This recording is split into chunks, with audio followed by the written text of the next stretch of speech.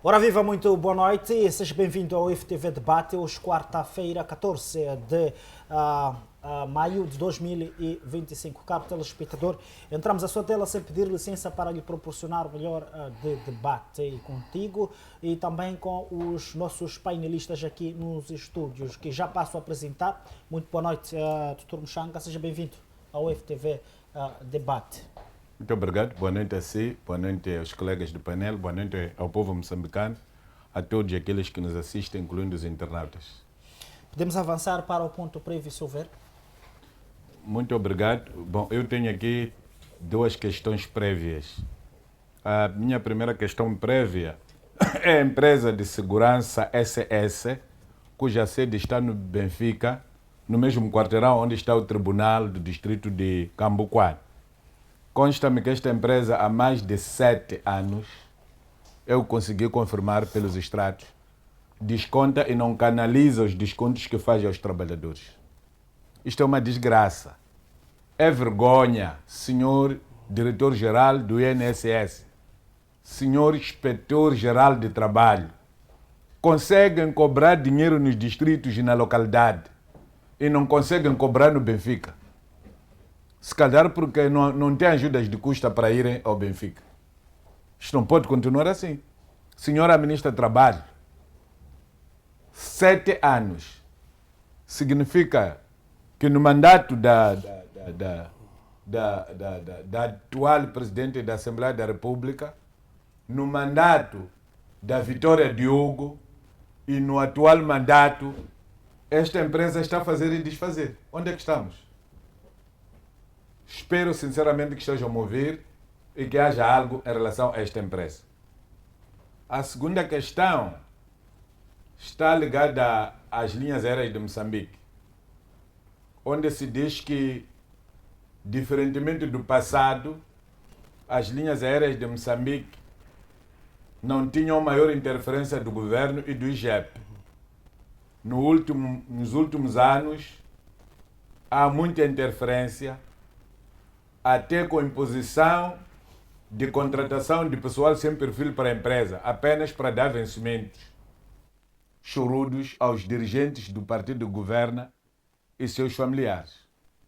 Então, alguém de direito diz que esta empresa nunca vai ser empresa rentável enquanto as práticas forem essas. Então, estamos a fazer o quê? Afinal, aqueles ladrões todos estão nas linhas aéreas, as famosas raposas, os famosos ratos, né? São feiticeiros que foram colocados lá pelo partido que governa. A ser verdade, será que Chapo vai aguentar aqui? Eu acho que não. Portanto, é mais uma questão que eu queria pedir aqui a reflexão do povo para que juntos possamos avançar. Obrigado. Muito obrigado, Antônio Muxanga. Orlando José, muito boa noite. Seja bem-vindo ao FTV Debate. Boa noite aos colegas do painel e boa noite ao telespectador. Questão prévia que trago hoje é sobre os discursos que andam, aliás, que está a ser dito com o Socialista Presidente da República no âmbito da visita, seja a qualquer canto do país, dizer que é preciso que o partido no poder comece a refletir uma verdade e não silenciar talvez as vozes que gritam e que peçam alguma mudança, e que esse povo não seja silenciado, mas que seja respeitado o seu grito de socorro. Estamos a ver, por exemplo, que quando o povo ela lamenta, ela grita, ela fala sobre a vida que nós temos hoje em dia, que é tão elevada, custo de vida, falamos de produtos no mercado, falamos de transporte, falamos de percurso do dia a dia de cada moçambicano. Então a vida ela torna-se tão difícil. Então quando esse povo reclama sobre o custo de vida, ela é silenciada, e que em algum momento há perseguições também dos jovens, em famílias que se opõem a essas ideias, porque o povo não vai somente viver de discursos, mas precisa de coisas concretas.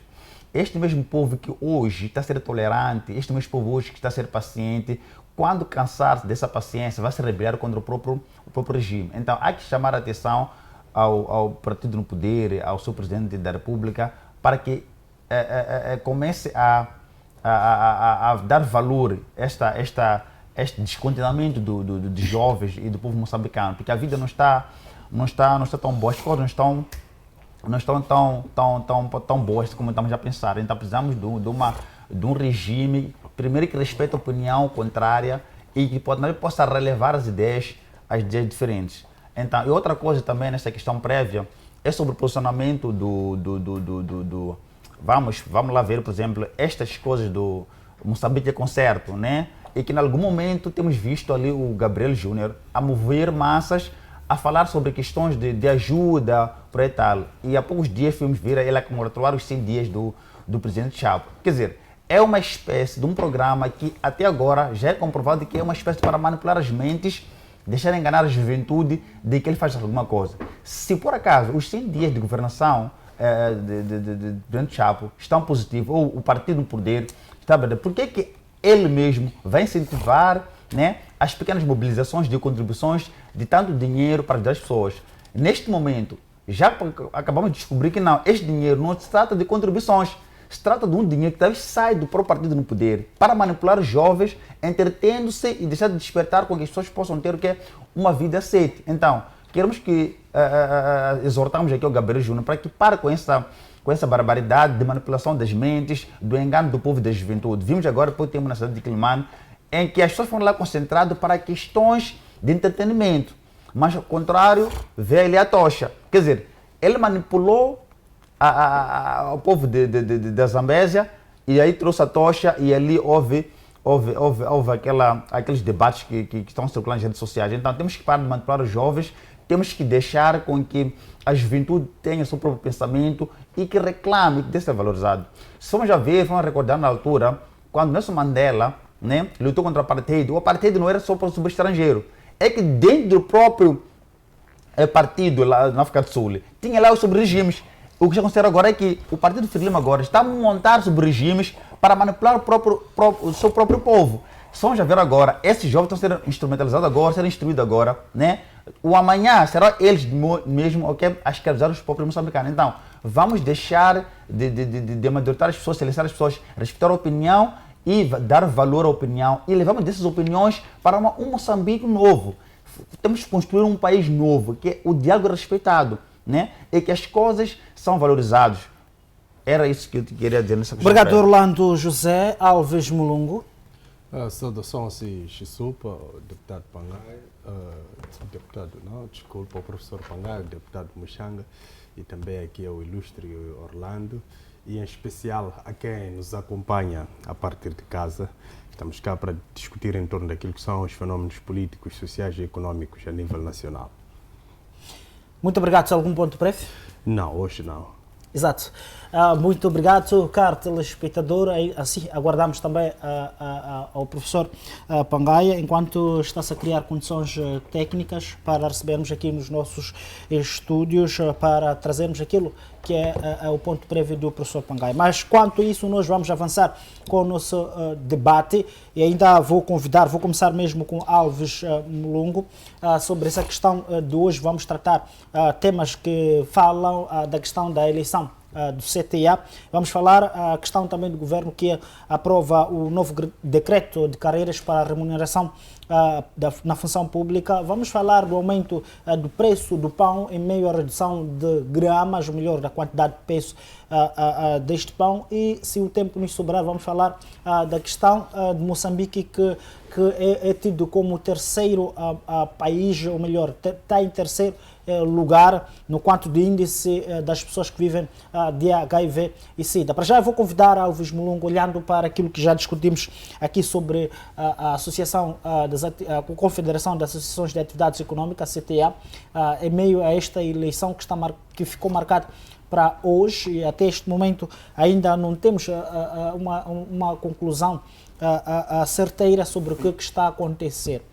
O que lhe parece hoje, dia de eleições para eleger o novo presidente de CTA, e ainda este barulho que acompanhamos ao longo deste todo o processo, o que lhe parece que pode estar a acontecer, Alves Mulungu?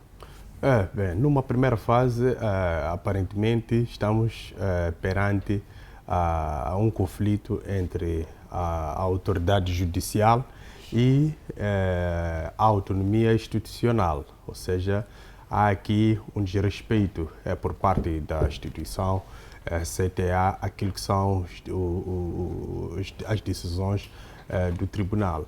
E recordar sempre ao CTA que o tribunal,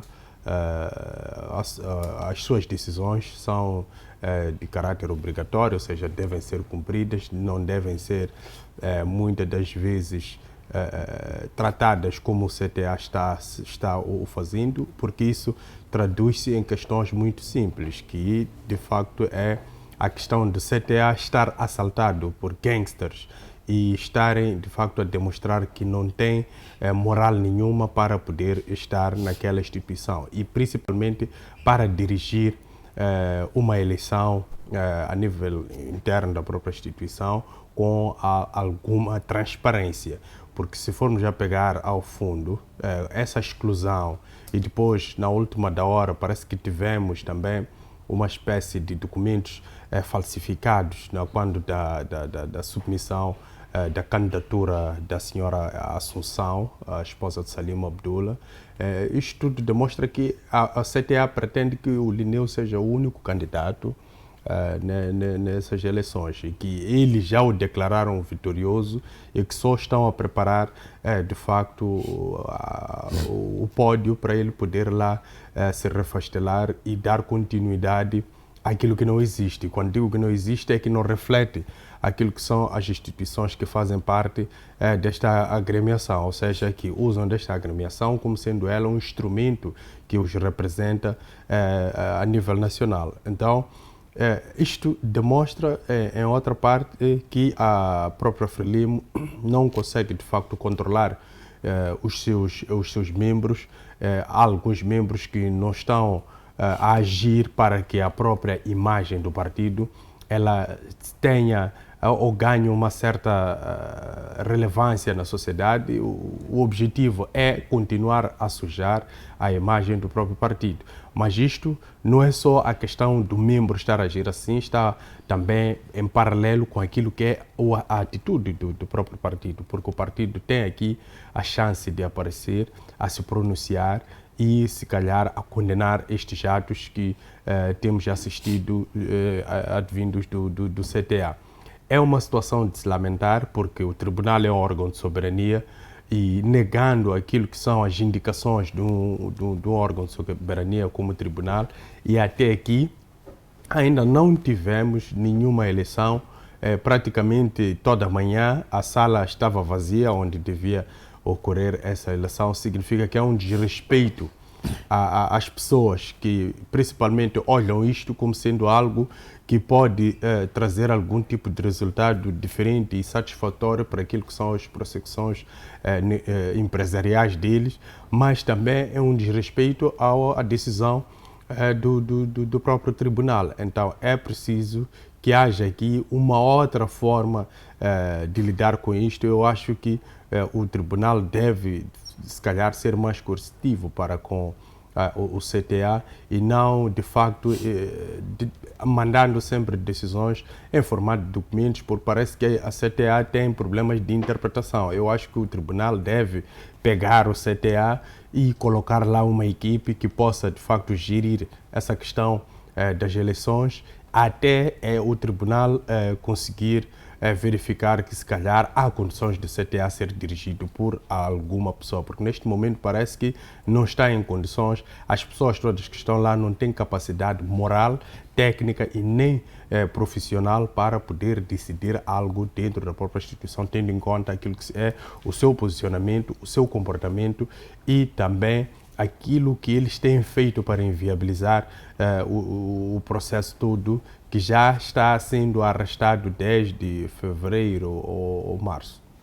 Exato, muito obrigado, Alves Mulungo. Orlando José, olhando para a decisão que o tribunal já havia exarado e olhando para o posicionamento da própria confederação, há algum precedente aqui que está-se a criar? O que lhe parece, na sua opinião, que pode vir a ser o final deste teatro todo que está a acontecer no CTA?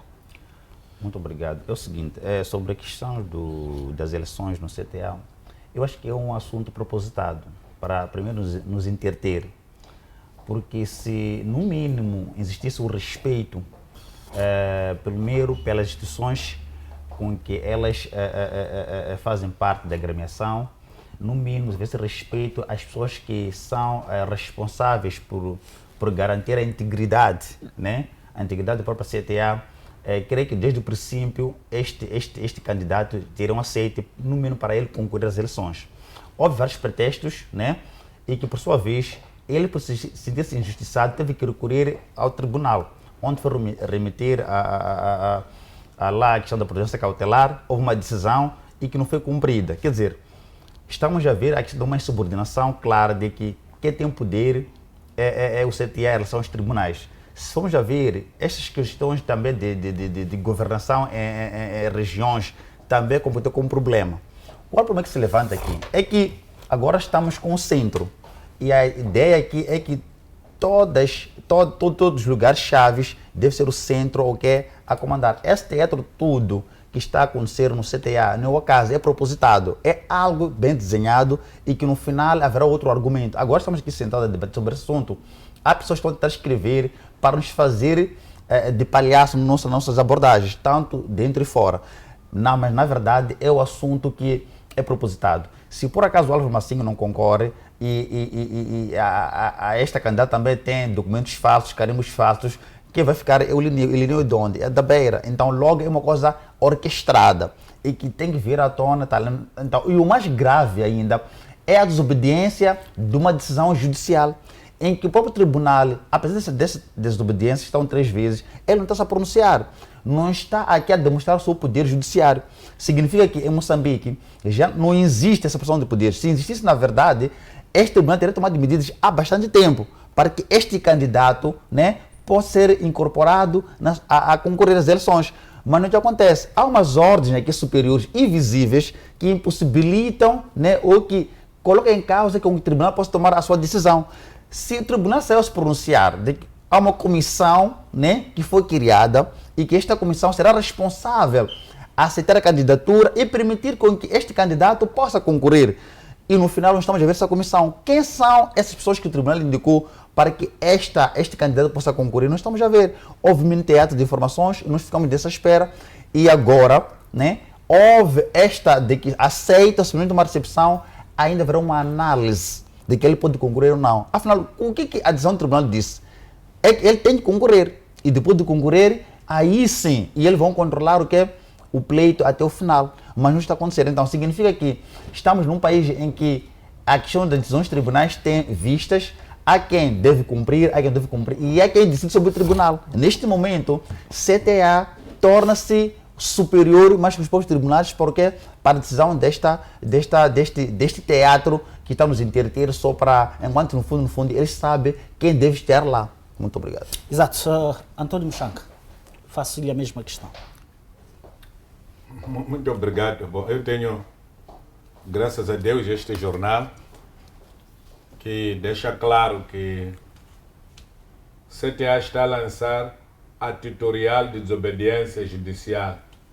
Neste combate, está a lançar um manual, está a ensinar o povo moçambicano como é que se pode e se deve desobedecer à decisão de todos os tribunais da República de Moçambique.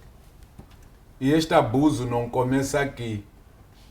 Vimos com alguns arguidos do processo das dívidas ocultas.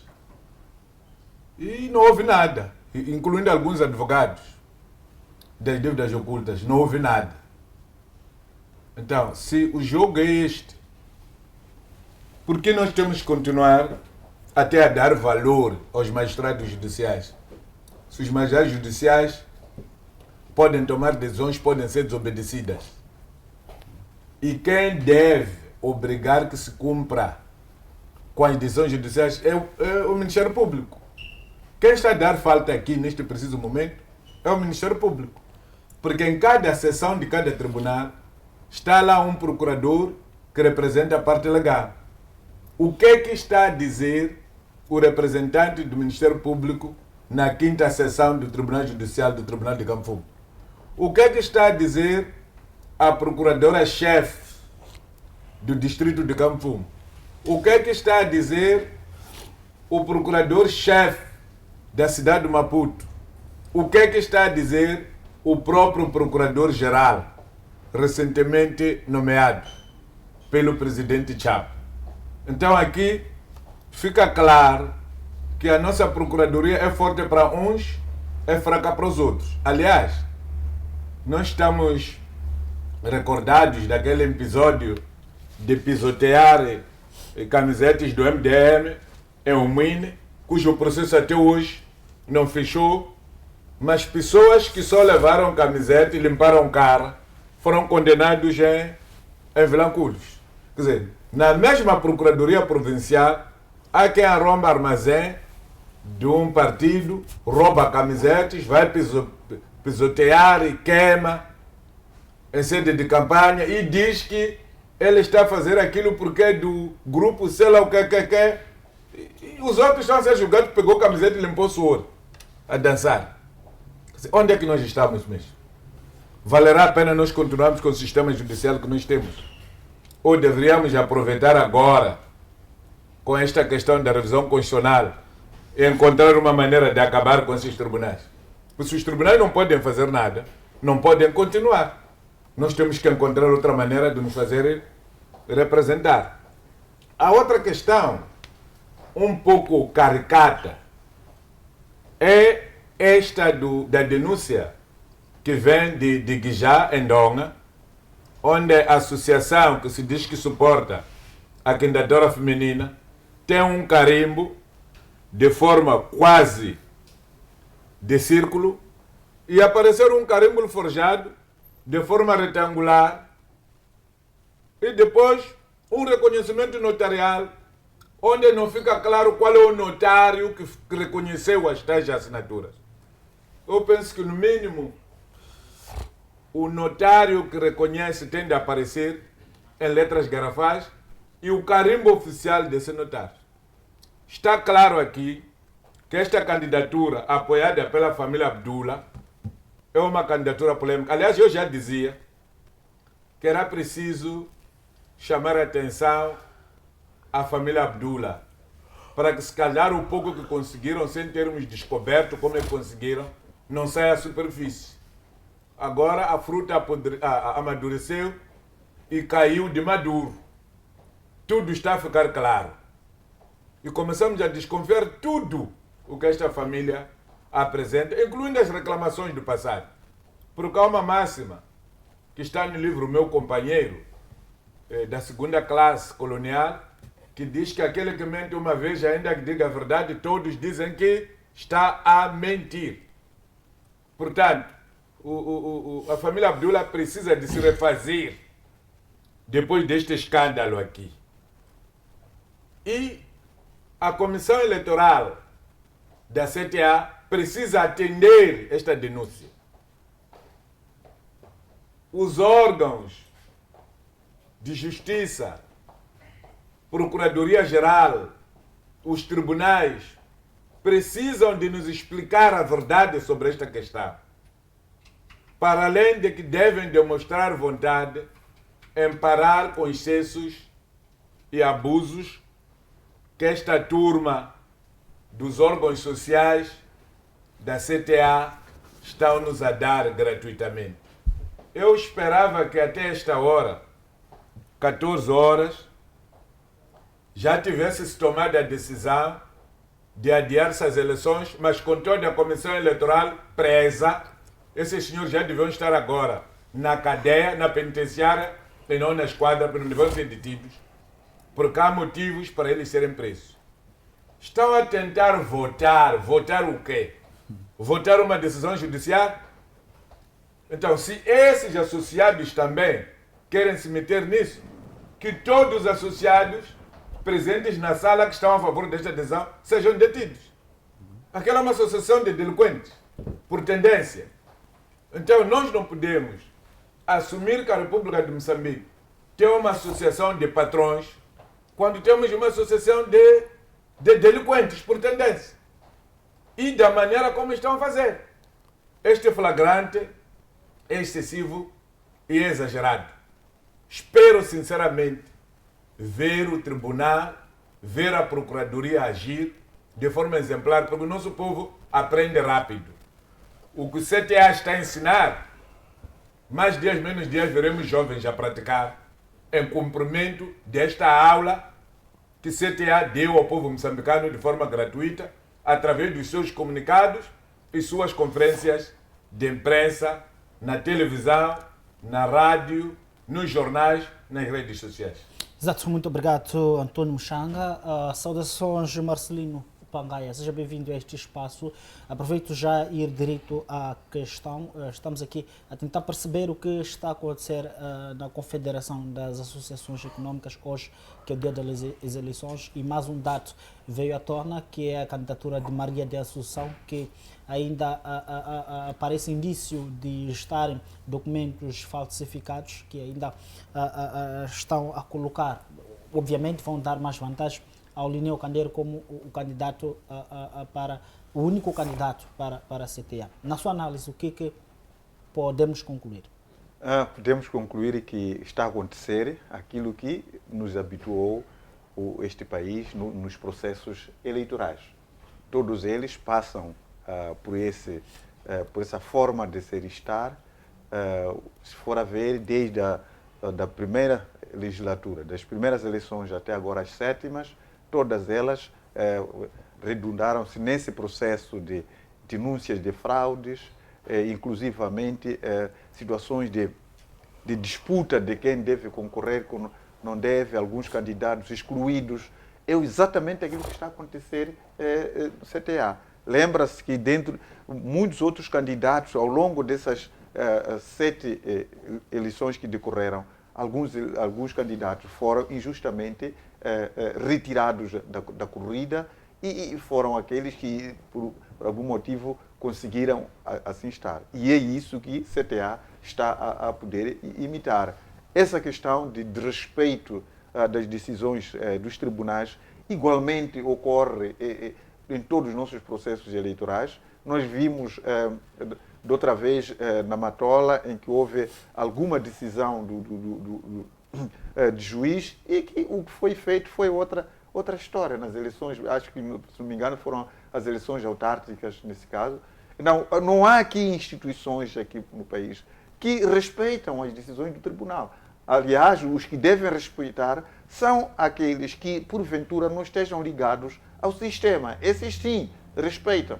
E, por isso mesmo, dificilmente nós podemos acreditar que CTA está a agir sozinha. CTA está a agir em conformidade com o regime, porque só o fato de eles terem organizado aquela sala para poder começar as eleições já deveria estar lá, busca e captura de todos os indivíduos que estavam a fazer. Não tinham que esperar realizar as eleições. Estava ali tudo preparado. Logo, a partida mostra claramente de que aqueles senhores estão a desrespeitar aquilo que é a decisão do tribunal. Mas porque se trata de uma situação que o regime está lá dentro, está a proteger aquele cenário. Por isso que estamos a assistir àquele cenário. Razão pela qual estava aqui o deputado Mushanga a mostrar este jornal, a dizer que, olha, isso está cada vez mais a poder semear aquilo que é a desobediência total no país, quando a sociedade está a assistir àquele cenário. Quem que efetivamente vai respeitar os tribunais? E qual vai ser a legitimidade dos tribunais daqui em diante em face daquele cenário? Aliás, eu admiro muito partidos, aliás, os tais clubes de amigos, que aceitaram fazer parte daquele diálogo político nacional inclusivo, sabendo que nenhum diálogo ele foi cumprido. Aliás, sabemos de que aquele diálogo vai produzir um acordo. E quem vai cumprir esse acordo? Só poderão ser os outros partidos, mas o regime vai cumprir aquilo que achar que é do seu interesse. O que não for do seu interesse não vai cumprir. Então, por que esses partidos aceitaram ir num diálogo que logo a partida sabe-se de que o instrumento que vai ser assinado ali não vai ser cumprido? Porque se não ser cumprido e levar esse caso ao tribunal, as decisões dos tribunais não são cumpridas. Então, não vale a pena. Esse é mais um exemplo que nós sempre dissemos, de que, olha, O problema aqui não são os instrumentos que guiam o nosso ser e estar no país. O problema é das mentes das pessoas. O problema é da prepotência das pessoas. Então, pode-se aqui buscar tantos instrumentos para resolver os problemas que nós temos aqui, mas no fim do dia esse instrumento será ignorado, será guardado na gaveta. Então não vale a pena. Temos que trabalhar sim nas mentes das pessoas, garantir com que todos estejam em pé de igualdade perante a justiça, garantir que todos aqueles que se julgam prepotentes removerem essa prepotência no seio deles, para que eles mantenham-se, portanto, em pé de igualdade de outro cidadão. É extremamente mau o que está a acontecer, precisamente porque está a desencadear uma desobediência total da justiça. Mas isso aí não vem por acaso. Vem sim pelo fato dos próprios que estão ligados a esse processo das eleições do CTA terem algum suporte do sistema para eles poderem agir daquela maneira. Exato. Em 30 segundos quero pedir a intervenção. Vai ser uma pergunta generalizada para todos mesmo. Na última hora sabemos que o CTA decidiu pela inclusão da candidatura do Álvaro Massinga para concorrer às eleições. Depois desse tudo alvoroço, o que podemos esperar até o término deste processo eleitoral? Olha, é essa situação que nós temos estado a ver, que os nossos processos são eles um teatro, é o que eu estava a dizer, não é? São um teatro. Provavelmente aqui pode ter sido montado um esquema que vai decorrer depois de tanto barulho e só para ver como é que o Álvaro Massinga vai nessa eleição, depois de tanta ginástica, depois de tanto esforço que fez para lá entrar. Não sabemos exatamente como é que os membros eles foram preparados, os tais que vão votar, como eles foram preparados para o efeito.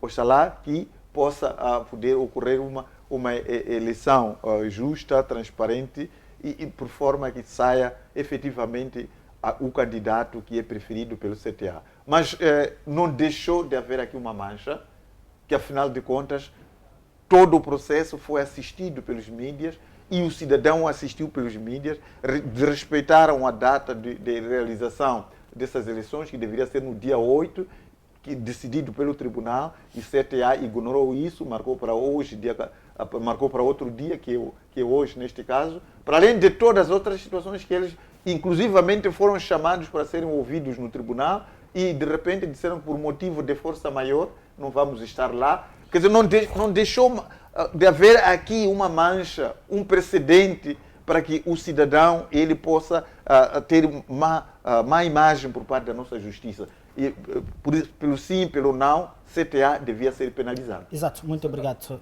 Deputado Muxanga? Há outra informação, segundo a qual já há despacho para a prisão do presidente da Comissão Eleitoral e dos seus vogais. E isso só me deixa a perceber que, efetivamente, o CTA tem controle dos tribunais. A decisão saiu do tribunal, foi entregue ao procurador para materializar, e o procurador, na busca de pessoas para irem exercer esse mandato de prender aqueles delinquentes, acontece esta coisa de aceitação. É uma brincadeira. O juiz deixou de fazer muita coisa que devia ter feito hoje. O próprio procurador deixou de fazer muita coisa que devia ter feito hoje. A própria polícia deixou de fazer muita coisa que devia ter feito hoje. E porque agora quer exercer um mandato, agora as coisas já estão boas. Estamos a fazer o quê? Eu acho que com ou sem esses senhores devem ser chamados à responsabilidade. Nós não estamos aqui para brincar a associações. Nós não estamos aqui para enganar o povo moçambicano. Nós não podemos vender a imagem do país ao desbarato da forma como as coisas estejam a ser feitas. Esta história de Linneu ser do centro, Linneu ser... Eu penso que isso não é muito relevante. Não é relevante no sentido de que Linneu, apesar de ser do centro ou do norte, tem as mesmas responsabilidades que têm os outros.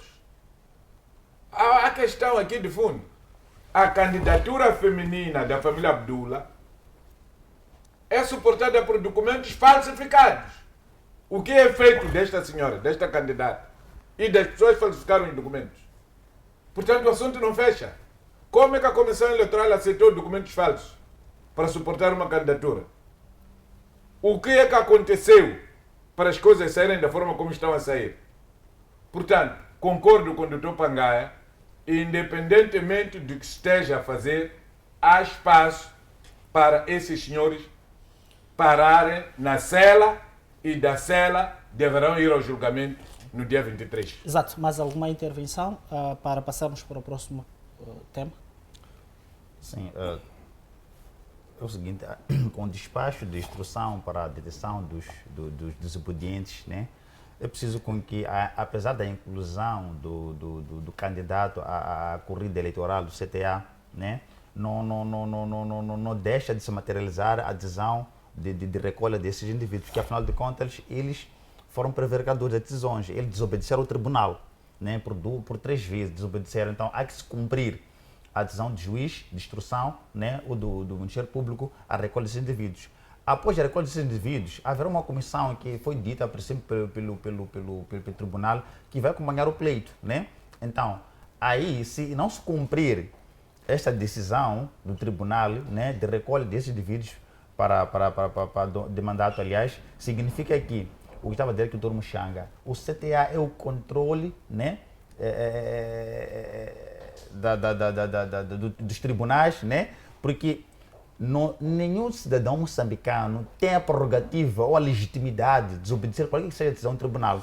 Há que se cumprir e há que se reclamar. O CTA não reclamou, simplesmente desobedeceu, né? Então, este figurino de falta de respeito com entidades judiciais tal, torna-se normal. Então, aqui o que está em causa pode até se levar vários questionamentos, né, sobre a desobediência do CTA sobre essa decisão. Se agora esse mandato, eles agora se querem cumprir com a conclusão do Ávila Macengue, e lá dentro, como estava dizendo o Dr. Pangaia, não haverá transparência de voto. Será um papel para o inglês ver que houve cumprimento, mas que no fundo, aquilo que é vontade dos associados não se materializar. Da mesma forma que acontece nas eleições legislativas presidenciais e que a vontade do povo não se materializa, não se manifesta, né? Manifesta a vontade de quem tem o poder naquele exato momento. É o que vai acontecer com esta eleição. Então, deveria-se recolher esses indivíduos e adiar essas eleições para uma nova data, enquanto as coisas estão organizadas. Temos a questão da oficialização dos documentos, que também requer uma resolução judiciária. Se por acaso passa esta eleição aconteça hoje, todos os assuntos morrem por terra, não vão prosseguir mais. Exato, muito obrigado. Alves Mologo. Bem, eu acho que devia-se fazer o mais simples, que era adiar as eleições, uma data por marcar, e esse período devia servir para reorganizar e reestruturar todo o CTA, porque parece-me que os crocodilos todos estão lá dentro do CTA. Não é possível que uma instituição, toda ela, esteja a negar um posicionamento de um tribunal, uma decisão de um tribunal. Então, essa questão de ora incorpora, depois meia volta a excluir o Álvaro Massinho, eu acho que também o próprio Álvaro Massinho devia se dar também um pouco de respeito a si mesmo, desistir desse processo, porque eu não vejo, com esta estrutura que tem na CTA, ele a conseguir de facto trazer algum tipo de resultado estando ali dentro, porque há vários crocodilos, isso significa que esses crocodilos não querem que ele entre naquele rio. Então é preciso que haja também essa cautela por parte do Álvaro Massinho, mas é preciso constituir uma equipe que vai administrar de uma forma temporária o CTA, até que ele tenha, o próprio CTA tenha uma estrutura para poder efetuar eleições e ter lá uma questão de transparência e ter um novo presidente, alguém que de facto seja uma pessoa idônea, e não esse espetáculo todo que estamos a assistir, porque algumas pessoas não querem abdicar do poder. Compreendemos que o poder ele é muito bom, mas temos que saber que as coisas acabam, as coisas terminam, tem o seu prazo e tem o seu término, e quando nós não conseguimos satisfazer há alguns interesses, não significa que vamos continuar a prometer porque vamos assambarcar todo o controle da instituição. Então é preciso que tenhamos sempre a consciência de que um dia podemos não estar mais no controle de algum tipo de poder. E este é o fim e deve-se reconhecer e deve abrir espaço para que haja uma transparência dentro do próprio CTA e não esse espetáculo todo estamos a assistir, ora alguém que tem documentos que foram falsificados, o que foram falsificados, o que é que será feita desta pessoa, o que será feita de uma instituição que recebeu também esses documentos falsificados. E estamos ali a assistir que há um preparo para o Linneu ter, eu acho que também o próprio Linneu devia também se dar o respeito de também olhar para este CTA como não sendo algo de confiança, porque ele, a ser eleito, ele sozinho, numa eleição que ele sozinho poderá ser o único candidato, que possivelmente, pelo que estou a ver, as agremiações lá dentro poderão votar somente aquelas que são da sua aproximação e as que não são, não vão lhe votar. Isto significa que o próprio cenário lá está minado desde o princípio. Então, há uma necessidade de se reestruturar para termos uma nova CTA. Exato, muito obrigado. Eu não sou pela desistência do Álvaro Massinga. O Álvaro Massinga até demonstrou uma pujança que acho que teve a bênção de Deus. Transformou-se num verdadeiro porco-espinha. Então, pelo que os seus porcos-espinhas passeiam a sua classe dentro do rio e os crocodilos até reconhecem. O porco-espinha é o único animal que passeia até onde estão os leões, leopardos, quizumbas, hienas, cães selvagens. Então, ele tornou-se um porco-espinha. E depois ajudou a despir este sistema todo partidário de máfia. E nós dizíamos, no passado, já que a Frelimo está habituada a roubar, no dia que não tiver verdadeira oposição, há de se roubar entre eles. Esses todos são membros da Frelimo. Estão-se a roubar entre eles. Eu esperava que a candidatura feminina, em pleno mês de maio, mês da Nossa Senhora de Fátima, Fátima que é reconhecida pelos católicos e pelos muçulmanos, fosse uma candidatura sagrada. Afinal, é a candidatura mais suja que nós temos. As mamães habituaram-nos a serem as mais limpas, porque elas já que nos dão banho, cuidam de nós do nascer até a nossa partida deste mundo. Lamentavelmente não é isso. Com que cara eu vou olhar agora o patrimônio da família Abdullah? É verdade que quem tem dinheiro, mas é desprezível a partir de já. É desprezível. De tal sorte também são desprezíveis todos os órgãos sociais da atual CTA. Assembleia Geral, o Conselho de Direção Executiva, o Conselho Fiscal. Perdemos tempo a respeitar pessoas só porque vemos alguém com casaco e gravata. Pensamos que são pessoas limpas quando são sujas. Isto é que tem que ser dito.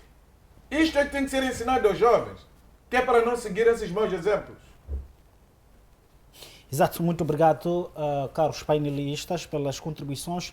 No entanto, vamos passar para o nosso próximo tema, que é a questão do governo que aprova o novo decreto de carreiras e remunerações na função pública. Começo mesmo com Marcelino Pangaia.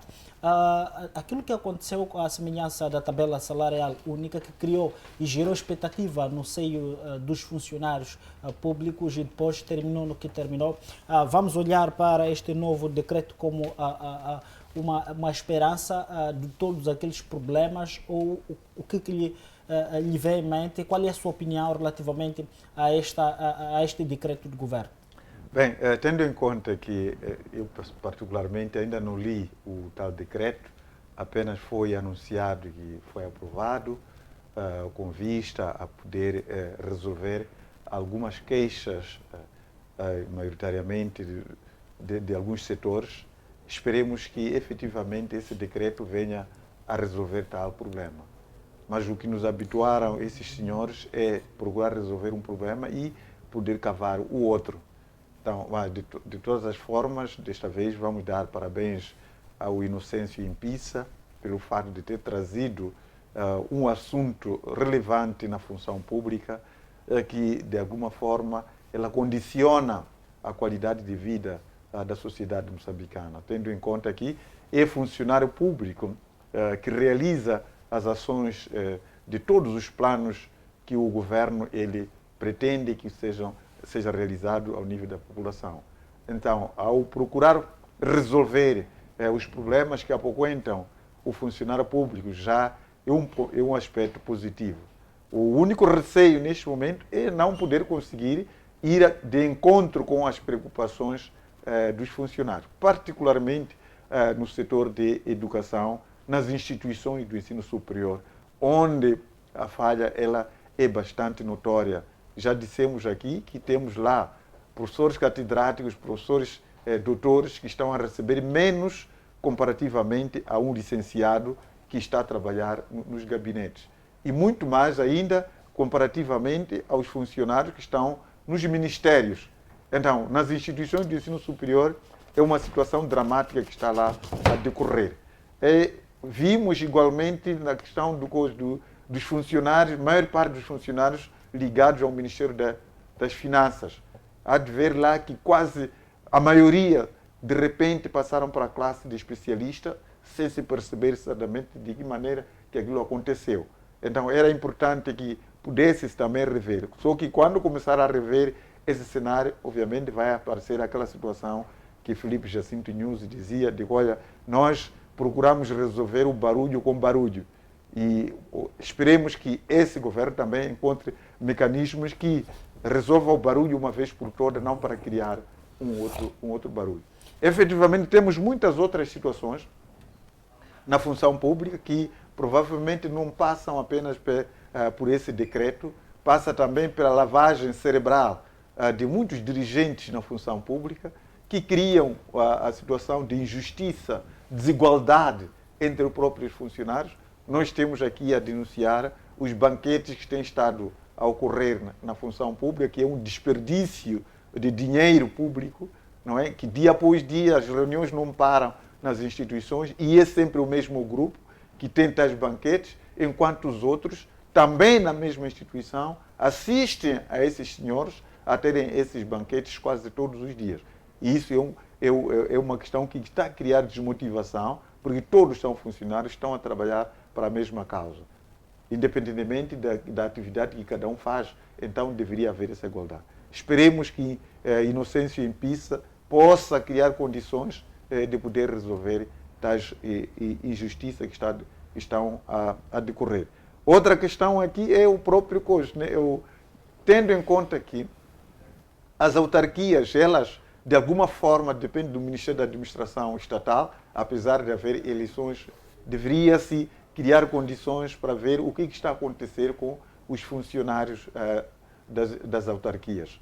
Também tem vários outros problemas que, parecendo que a tabela salarial única, na última hora, não chegou de poder enquadrar a estes, e esses também estão numa situação de costas viradas com o governo. De que forma o governo vai poder fazer a implementação da tabela salarial única com relação aos funcionários que estão afetos nos municípios é outro barulho que esperemos que esse decreto ele possa resolver, dentre vários outros problemas que possam existir. E há uma questão importante aqui que eu deveria ter apresentado na abertura, é o problema da reclamação por parte das pessoas que compraram ações na HCB, depois daquele anúncio da HCB ter conseguido ter lucros históricos durante o ano passado. Então, estão a aparecer aí as pessoas que compraram ações na HCB e o governo pura simplesmente está em silêncio.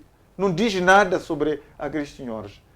Gastaram dinheiro e o HCB está a apresentar aí lucros e esses lucros já têm que medida em que vão ser distribuídos para os que compraram as ações da HCB. Nós já tínhamos abordado esse assunto aqui nesse painel no ano passado, de que o governo deveria se pronunciar sobre a situação das ações que vários cidadãos moçambicanos aderiram e compraram ações na HCB, mas que até hoje o governo está em silêncio, não diz nada. E agora que apareceu anunciar esses lucros históricos que teve, já estão a aparecer a reclamar. E nós, que compramos as ações, qual vai ser o nosso benefício? Então, essa é uma questão que a primeira-ministra deve poder, muito brevemente, se pronunciar sobre a questão das ações que foram vendidas a alguns cidadãos moçambicanos, sob pena do governo começar ainda a dizer que a burla ela pode ser praticada no país sem que seja punida, tendo em conta que o próprio governo, ao não se pronunciar sobre essa questão, estará também a burlar o cidadão moçambicano. Exato, muito obrigado, Marcelino Pangaia. António Muxanga. Bom, eu vou começar comentando o que o Dr. Pangaia acaba de dizer agora. Eu, quando apresentei as minhas questões prévias, falei da situação das linhas aéreas de Moçambique, que se diz que nunca vão ser uma empresa rentável enquanto as práticas continuarem aquelas de criar condições para nomear dirigentes do partido que governa e seus familiares para ganhar investimentos chorudos, quando continuar a haver interferência na gestão, interferência direta do GEP e do ministro do Ploro, ou ministro que faz a tutela. A minha questão aqui é que, para não continuarmos com o mesmo erro, não deve ser a primeira-ministra a falar, tem de ser o PCA da Hidroelétrica Caurabassa, tendo em conta que ele tem noção de ações e dizer que, em função dos lucros, dividendos, vamos distribuir, vamos dar tanto a cada ação. Porque cada pessoa tem que receber proporcionalmente às ações que ele tem. Quem tem 2 ações, se for um metical, vai receber 2 meticais. Se for 50 centavos, vai receber 100 centavos. E eu acho que isso tem de ser o PCA da HCB a dizer ao povo moçambicano. Em relação aos decretos, eu duvido muito que o Impisa possa ter conseguido escrever o melhor português agora, porque eu conheço as deficiências de pensamento dele e fraquezas dele. Apesar de tentar se intitular que é um grande jurista que percebe mais o direito administrativo, eu já cheguei à conclusão de que ele muito pouco sabe. Ele trabalhou comigo, até era preferível aquele que era governador de Manica, era preferível que fosse um outro que era inspetor-geral do Estado, inspetor-geral da Função Pública, Mangove, que foi descansar. Era preferível que até fosse o Dr. Chire, que estivesse no lugar onde estão esses, porque são pessoas que conosco trabalharam e vimos muita coisa sobre esta implementação da tabela salarial única. Agora, a única coisa que o decreto vai trazer é a felicidade dos magistrados judiciais, que reclamam direitos que acham que devem ter porque estão previstas no seu estatuto, Estatuto dos Magistrados Judiciais, e, consequentemente, terão que abranger os magistrados do Ministério Público. Não acredito que as mesmas condições serão criadas para os próprios oficiais de justiça, porque até este momento, apesar da lei impor que os emolumentos ganhos devem ser distribuídos não só aos magistrados judiciais e do Ministério Público, também deve abranger os oficiais e assistentes de justiça, tanto dos tribunais como do Ministério Público, incluindo o pessoal do Cernic. Até hoje está a haver resistência de se distribuir esses emolumentos a esse grupo de pessoas.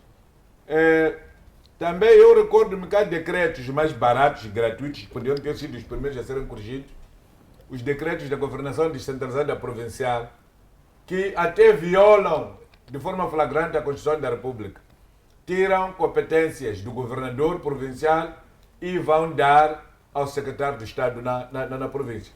Não querem corrigir isto, não sei porquê.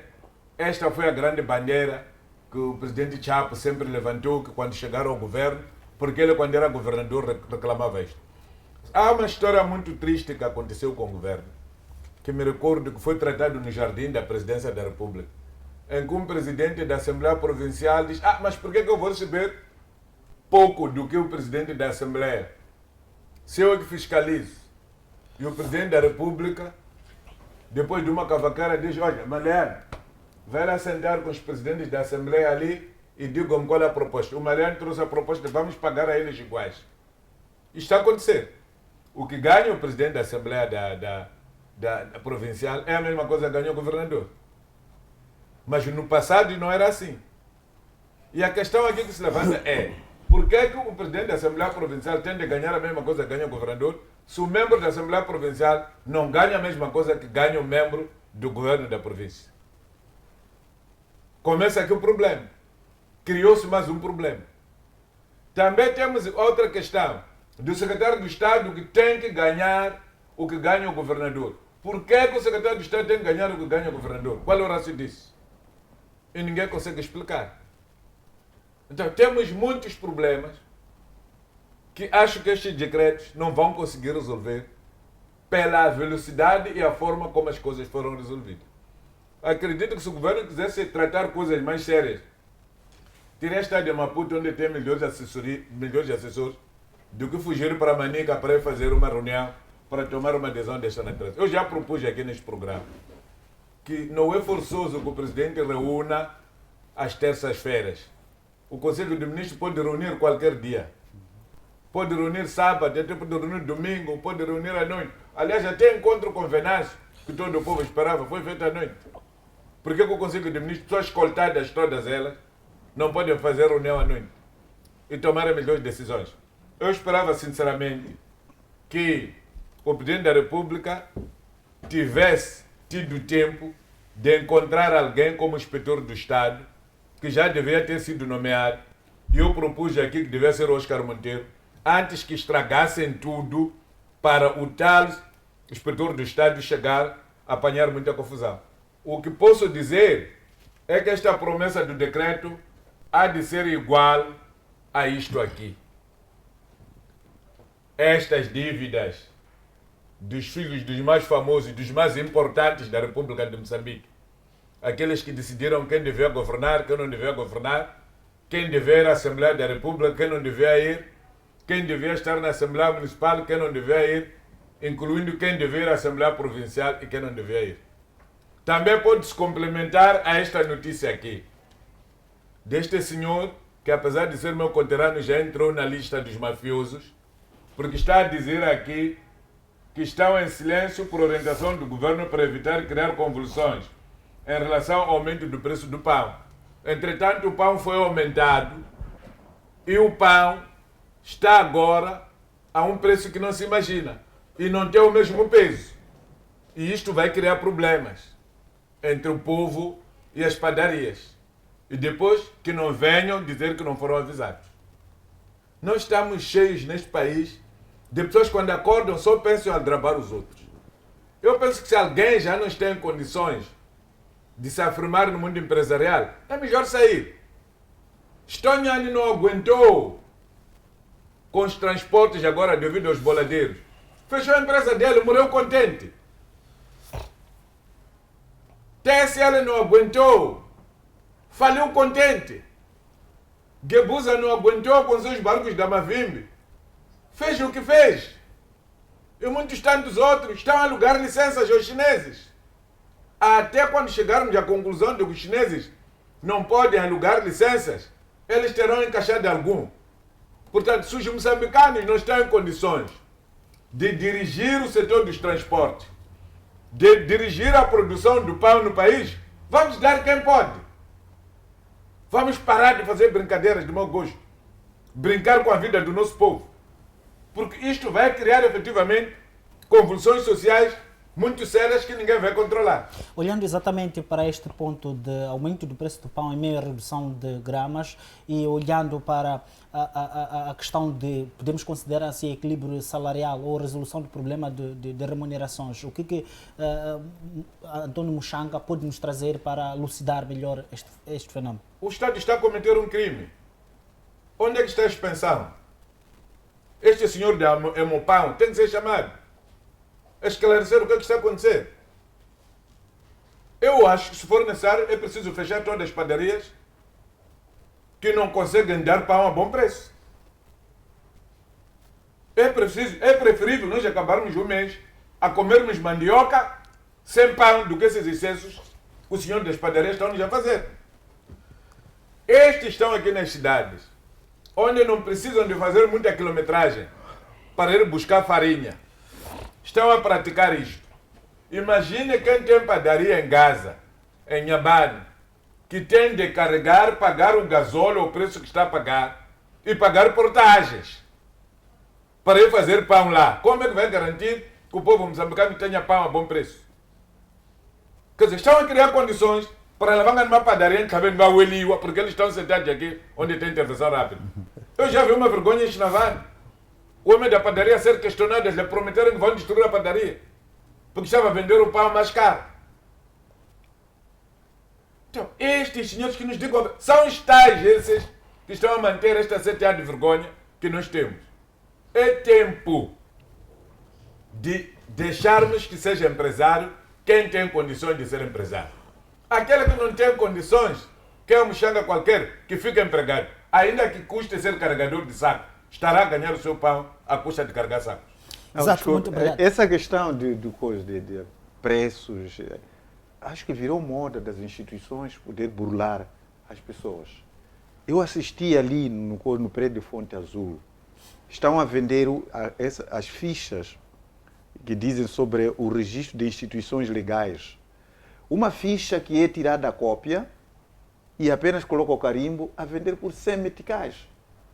Não faz sentido. E depois, as pessoas que vendem essas fichas, não há nenhum recibo, porque trata-se de uma instituição do Estado. Estamos a falar, isso aí tem a ver com o Ministério da Justiça, assuntos constitucionais e religiosos, para todos aqueles que pretendem fazer o registro de entidades não que são fundadas. Devem preencher essa ficha. E uma ficha fotocopiada. Eles pegam, vão fotocopiar, apenas carimbam e vendem por 100 meticais.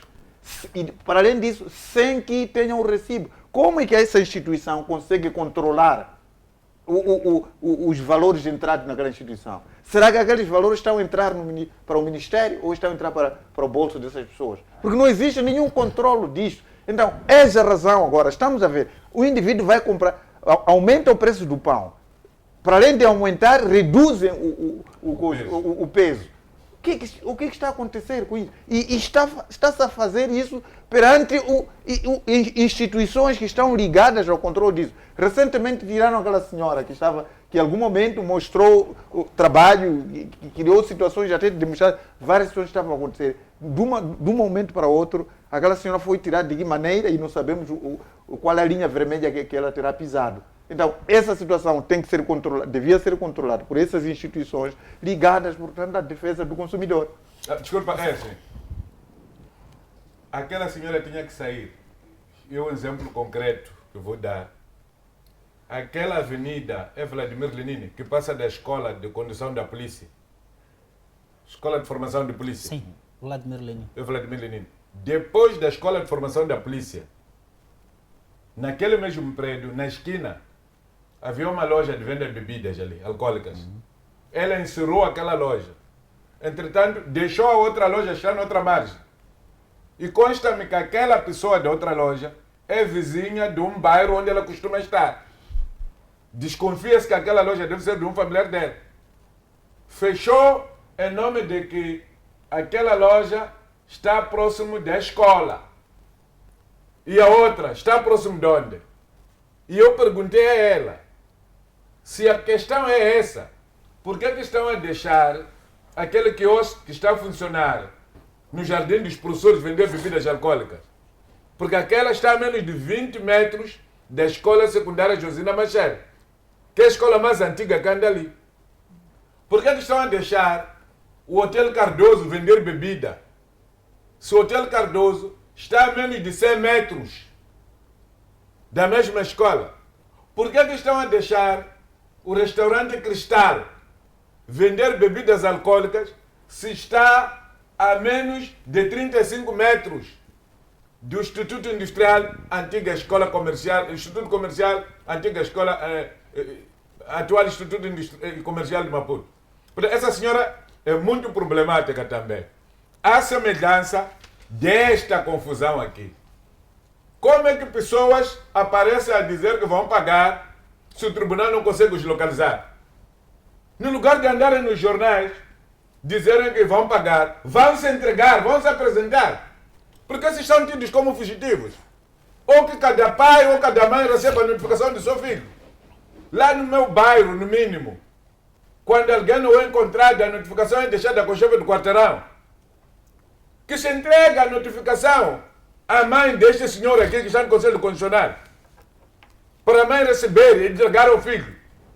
E sentir a dor de não ter educado o filho. Que se entregue a notificação a Isaura News ou ao Felipe Jacinto News para lhe entregar a sua filha Cláudia. É assim como devemos fazer.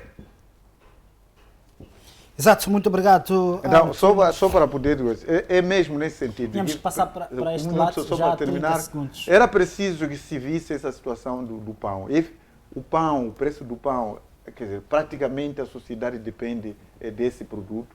Infelizmente, desprezando aquilo que é o nosso alimento principal, a batata doce e mandioca. Hoje em dia, as nossas mentes estão viradas apenas para o pão. Se não houver pão em casa, é um barulho que nós temos estado. Agora, ao poder aumentar o preço e depois haver essa redução. Aliás, desde sempre, dificilmente o pão respeitou aquele peso que foi anunciado com relação aos mesmos preços atuais. Só que o que aconteceu foi uma situação de não haver um controle. Mas agora que aumentaram o preço, eu acredito que era importante que as instituições competentes pudessem resolver este problema. Essa questão do custo de restaurante que está a falar é só para ver a prepotência dos donos desses restaurantes. Temos ali o restaurante Majeji, que está ao lado da Casa do Povo. Aquele nudismo que temos estado a assistir dia após dia, e os próprios representantes do povo não dizem nada sobre aquele cenário. Então, quer dizer, não há regras aqui que podem ser respeitadas. Exato, muito obrigado, Marcelino Pangaia. Vamos passar para Orlando José. Faço-lhe a mesma questão e ainda para a questão de remunerações versus o preço do pão. O decreto existe, né? O que falta é a materialização. Se vamos ver que de todos os assuntos relacionados com o enquadramento da TSU, sempre existiram decretos, mas que na verdade o que falha é a sua própria execução. Então, se temos ali o ministro da Administração Estatal, o Dr. Impissa, com esta vontade, né, de incorporar todos aqueles que foram lesados ou aqueles que há diferença de salário quando temos um nível de escolaridade ou até de carreira, né, é preciso que coloque-se lá técnicos, né, que devem trabalhar neste assunto, né, de justiça salarial, né, e enquadramento de carreiras. Porque não adianta haver um documento enquanto que os técnicos, né, não estão a fazer aquilo que o decreto espelha. É preciso com que saiamos dos discursos, né, que haja a questão da execução no verdadeiro sentido. Estamos já há 2, 3 anos com esse assunto da TSU e nunca termina.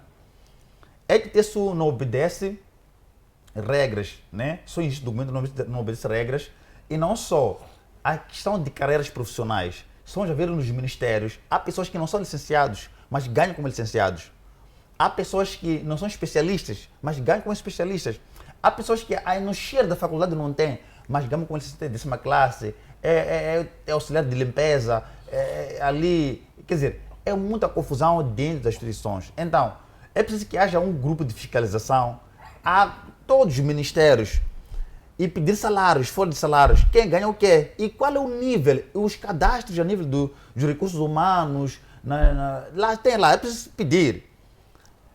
Porque há muita gente que está gastando dinheiro do Estado que não deveria gastar.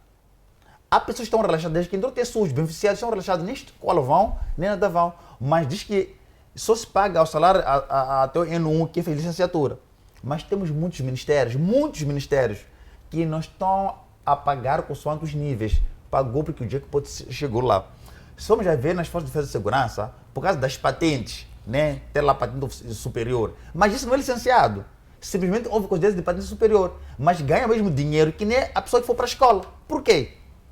Então, há que se resolver essa diferenciação de remunerações. E não só nas forças de segurança, em vários ministérios.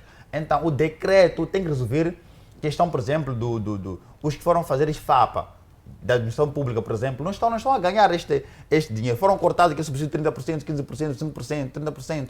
Então, é preciso trazer que esse decreto possa refletir, possa espelhar o contexto realístico dentro das instituições. Se tem com medo que ganhe aquele dinheiro, se o EGF vai refletir isso, né? Que tem que ganhar aquele valor.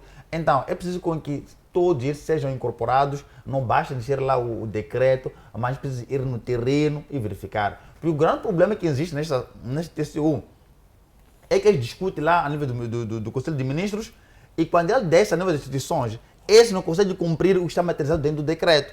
Levam informações que não são reais, vão apresentar lá e eles já vão agir com a informação que foi escrita.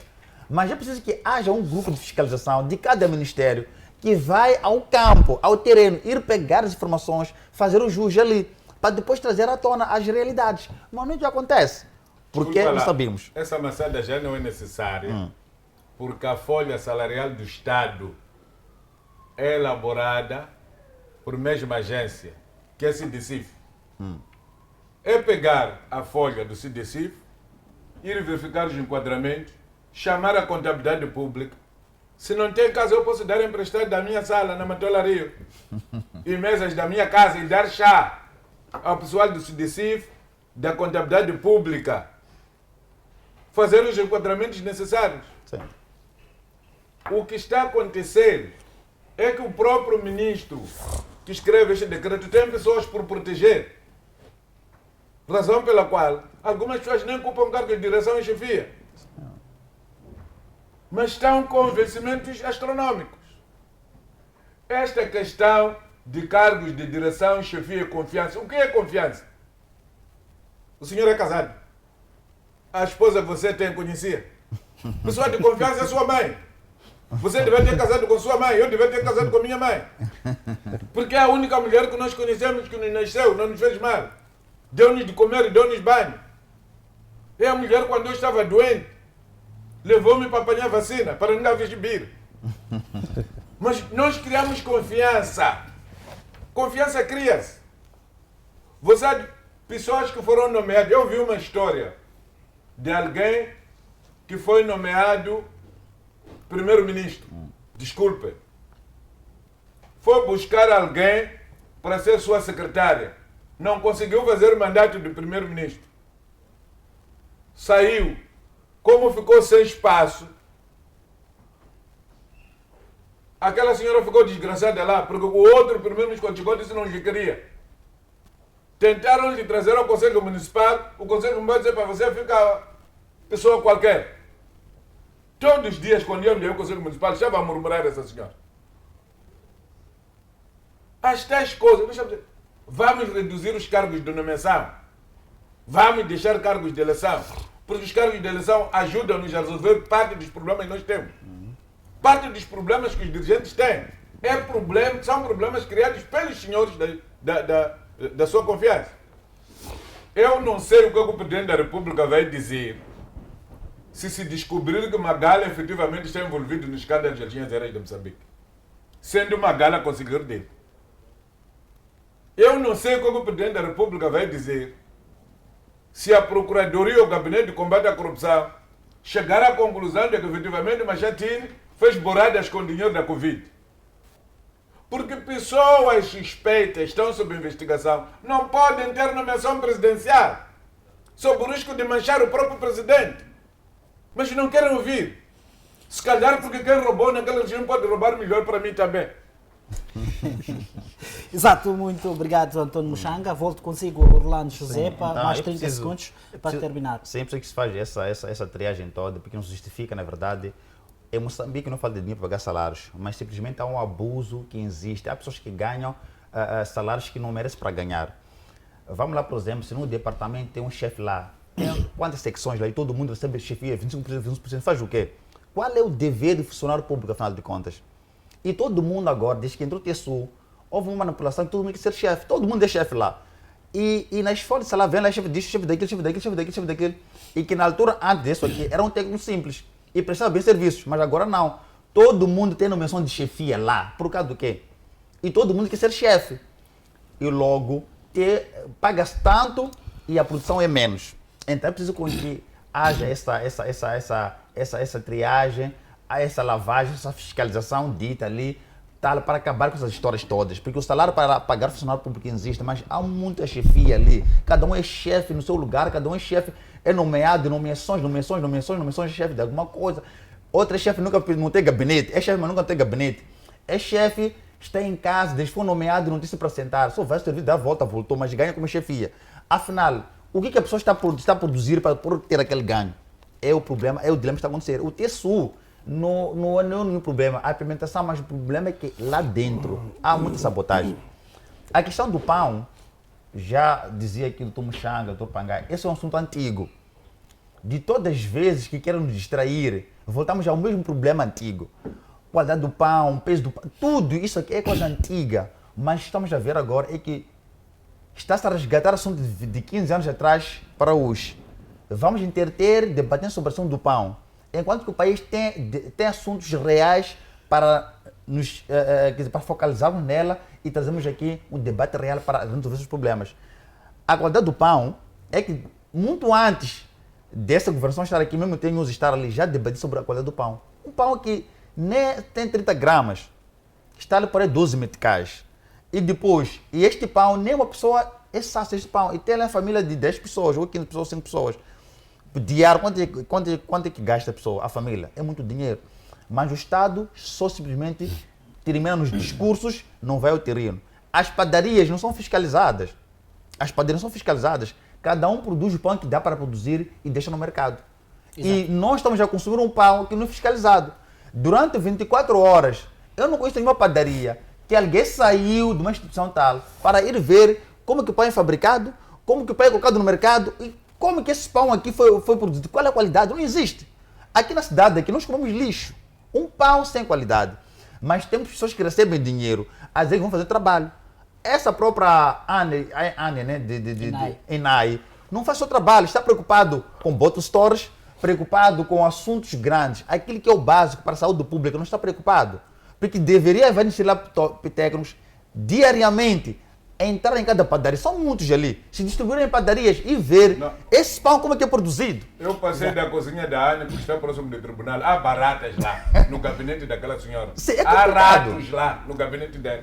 Então, Sim. Quem não lava a cara, não vai ensinar os outros como é que se lava a cara. É complicado. Quem não escova dente, nunca vai ensinar como é que se faz a limpeza dos dentes. Sim.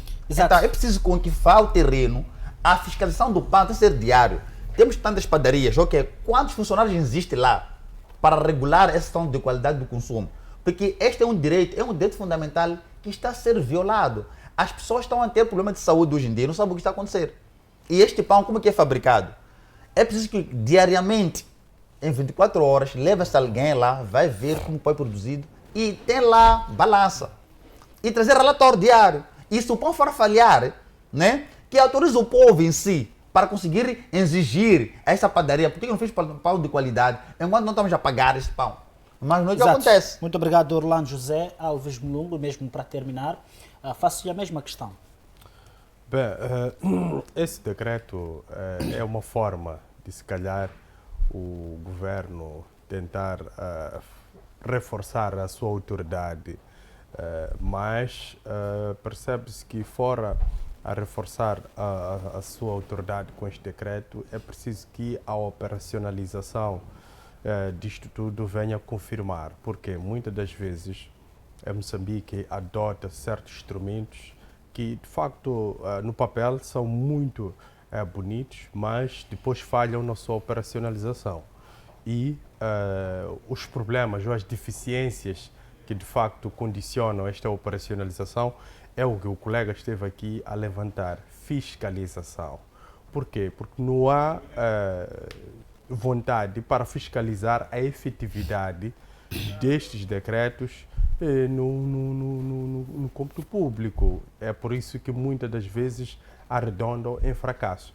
E quando arredondam em fracasso, elas criam fissuras dentro da função pública e vão, de facto, criando mais frustração àqueles que o curbam que ocupam cargos inferiores. Se formos a notar, essa questão é idêntica à questão da passagem automática em Moçambique, quando ela foi adotada. Quando veio, ou quando se nomeou o ministro Ferrão, é quando este conseguiu explicar que a passagem automática significava que a pessoa ia passar de uma classe para outra sem poder fazer matrícula, ou seja, era uma passagem automática, não era, de facto, levar uma turma inteira de alunos e fazê-los transitar para uma outra classe, sem, de facto, fazer uma avaliação. Mas porque em Moçambique ainda funciona muito a informação oral, ou seja, aquilo que o chefe disse é aquilo que o seu setor foi, de facto, implementando. Então, é aí onde temos falha. Temos que ter pessoas dentro dos departamentos que conseguem interpretar uma informação que foi escrita durante uma sessão do Conselho de Ministros, para que a sua implementação ela não tenha deficiências ou não apresente, de facto, esses defeitos enormes e inadmissíveis.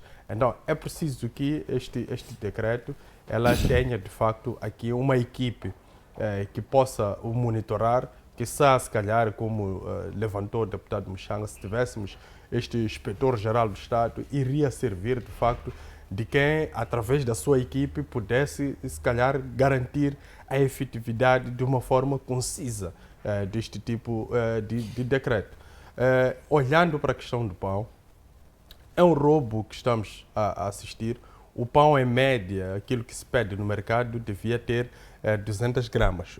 A massa, ela ainda fresca, não depois de confeccionado, mas ainda na fase de preparação. A massa deve ter 200 gramas. Mas o que se assiste é que nas instituições ou nas panificadoras nós vemos massa com 150 gramas, 160 gramas, porque as panificadoras percebem que não há uma vontade por parte do governo de criar condições para que o trigo ou a matéria-prima chegue até elas em preços um pouco reduzidos, para que elas consigam, de facto, trazer um pão de qualidade e também a um preço justo. Elas também vão fazendo esse reajuste de preço paralelamente também a esta diminuição de gramas.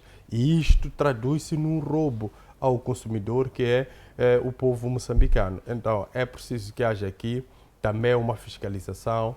Nós estamos a fazer o trabalho devidamente. Eu recordo que a senhora que falou-se muito aqui, que é a Rita Freira, Freitas, sim, exato, já conseguiu algumas panificadoras a nível da cidade, ela já conseguiu visitar, mas que a roubalheira não parou, porque ela passou por lá e meses depois nós constatamos que o pão é o mesmo que esta instituição estava a fornecer. Ou seja, aquilo que acontece no CTA acontece em várias instituições aqui dentro do país, porque as pessoas compreendem que não há autoridade. Quando não há autoridade, cada um faz a sua própria festa. Então, é preciso que a autoridade funcione. Nós não podemos continuar a andar mal nas estradas, porque alguém precisa ocupar a estrada para colocar lá a sua banquinha e vender. Isto demonstra uma ausência de autoridade no nosso país. Então, exato, é preciso que essas questões todas sejam elas, de uma forma minuciosa, avaliadas. Não é só cantar decretos, dizer que vai trazer uma solução da tabela salarial única e não, de facto, dar um devido acompanhamento. É preciso que todos aqueles senhores que são chefes desçam a base e façam um controle. E isto, de facto, aquilo que o Ivo Garrido fazia, traduzia-se em um trabalho um pouco eficiente, porque a equipe que está lá sente o carinho e o calor daquele que é o seu chefe do topo. E quando é assim, as pessoas conseguem trabalhar num ambiente formidável. Exato, muito obrigado. Vamos agora para António Mushanga. As últimas considerações, por favor. Muito obrigado. Bom, eu só queria chamar a atenção que o orçamento do Estado já foi aprovado. O Estado está a dever até pão. Sim. Dever pão que se fornece ao hospital, pão que se fornece ao quartel, pão que se fornece à cadeia, pão que se fornece à polícia, pão que se fornece à presidência da República, É vergonha isto. Espero que a senhora Ministra das Finanças esteja a me ouvir, dê prioridade ao pagamento das dívidas de pão e de comida fornecida às Forças de Defesa e Segurança, incluindo as senhoras que produzem alface no Vale do Inflete. Estão a reclamar também. A par do pagamento das horas extras, segundo turno, e que fique claro para os professores deixarem definitivamente de darem aulas da segunda turma e praticarem horas extras porque o Estado não tem dinheiro para pagar as horas extras. A terminar mesmo, só queria pedir aos professores universitários para seguir o exemplo daquele reitor de uma universidade dos Estados Unidos da América, que pegou a carta da Ministra da Educação e anotou todos os erros com esferográfica vermelha, mandou para o Donald Trump, para dizer ao Donald Trump que o ministro que você nomeou nem sabe escrever. E foi bonito ver isso. Exato. Os reitores não podem esperar serem nomeados porta-vozes do Partido Frelimo. Eu penso que isso, até para um chefe de secção da universidade, é muito pequeno isso. Deixar de ser vice-reitor para ser porta-voz de um partido. Exato, muito obrigado, Antônio Muxanga. Aguardo também, melhor, agradeço também a todos os painelistas aqui presentes. O tempo já não nos é favorável. E assim, caro telespectador que nos acompanhou neste período de debate, FTV Debate, no canal onde a sua visão se torna uma realidade. E também o que sempre temos dito aqui no programa é que o que discutimos aqui é responsabilidade nossa, mas o que você entende é problema seu. Boa noite, ficamos por aqui, até a próxima.